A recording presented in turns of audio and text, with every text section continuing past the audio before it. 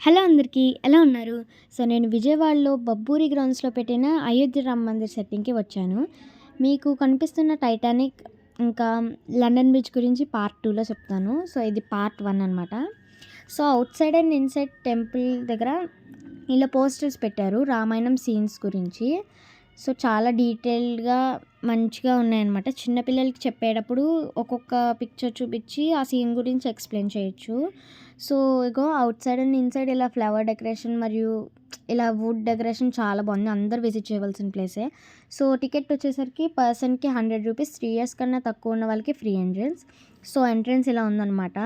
ఇదంతా ఏంటంటే వుడ్ మరియు థర్మాకోల్‌తో చేశారు. థర్మాకోల్‌ని కార్వ్ చేసి వుడ్‌కి అంటించి పెయింట్ వేశారు. అండ్ ఫ్లవర్ డిజైన్స్ కూడా చాలా బాగున్నాయి డెకరేషను. సో, కార్వింగ్ అయితే చాలా బాగుంది.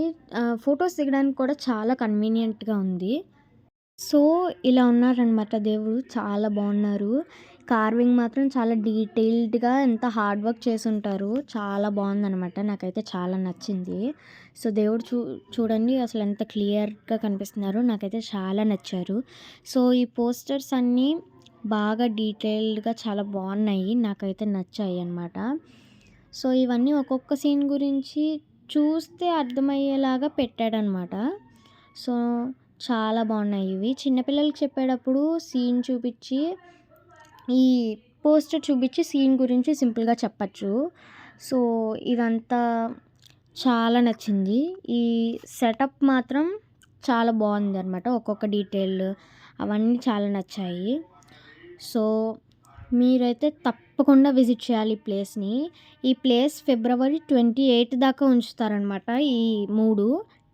సో, బయట ఇలాగా రాముడి సెట్టింగ్ పెట్టారు. సో, చాలా బాగుంది. See you guys in my next video. Bye.